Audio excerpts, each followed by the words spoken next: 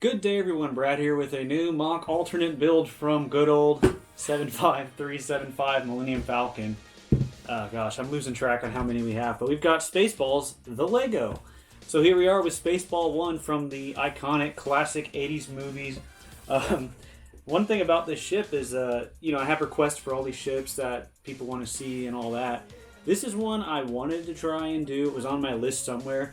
But then my brother actually asked me to try and make it. So I was like, you know what? I'm going to give it a go, especially now that they announced Spaceballs 2. So what better time to make Spaceball 1? And as you can see, this ship is very, very long. And I am quite surprised at how stable it is. It actually sits on the stand really well, and the entire build is solid. But let's take a closer look at this build and some of the details. And here we are with Spaceball 1. I feel like I should do the slow crawl, actually. Kind of like in the movie opening.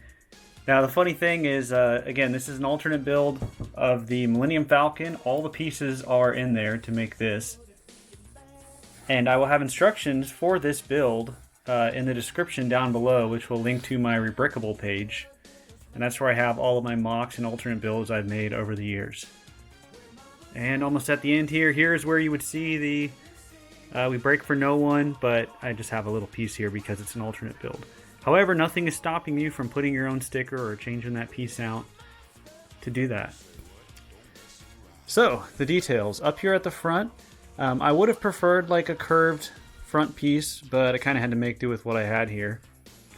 And then coming along, just a lot of little details. I had to reference a lot of photos to get this about as right as I could.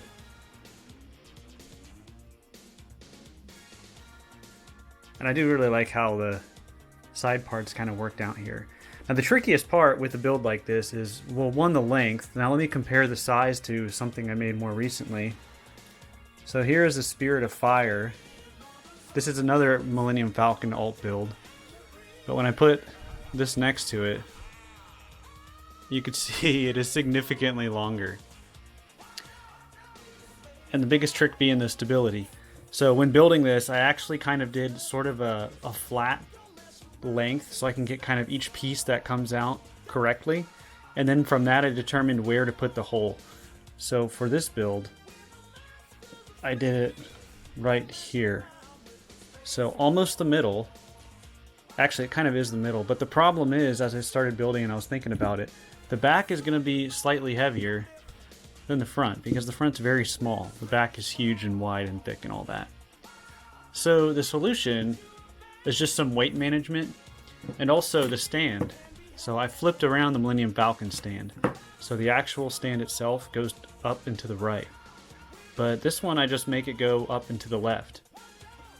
So other than that, the stand is the same minus the plaque as well. And because of that, this provides a little bit of extra support. Even though this ship is very solid, so here's the bottom. You can pick it up, shake it around, move it. It's one big solid piece. Which I'm very happy I was able to do because look, you can even pick it up from the front. And you'll see it stays very straight. So no bending, no stability issues, which is awesome. So it is very swooshable. It actually sits better on the stand than my early MIDI scale mocks, which is kind of crazy. When I made like the Venator and Star Destroyer and all that, they would kind of sag. But I think I got good with the placement on this one. So I'll show you this side. A little bit more of the same. Some of the details are different on this side, just to keep it interesting. So yeah, that is Spaceball 1. Alright, that is going to do it for this quick look at Spaceball 1. One of the most fun builds I think I've done. Definitely probably one of the more challenging ones because as soon as I saw that ship and realized how long it was, and the joke is it's a very long ship, I didn't know how it would work with the stand or stability itself. Very surprised I was able to get it to turn out the way it is, and I think it's a great scale for what it is because, if you want a Lego ship like this, you can't do a UCS one. It would be way too big to even fit in a room. So again, I'll have instructions available.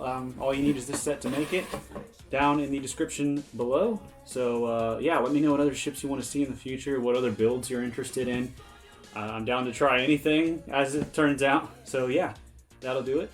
Thank you all for watching, and I'll see you all next time.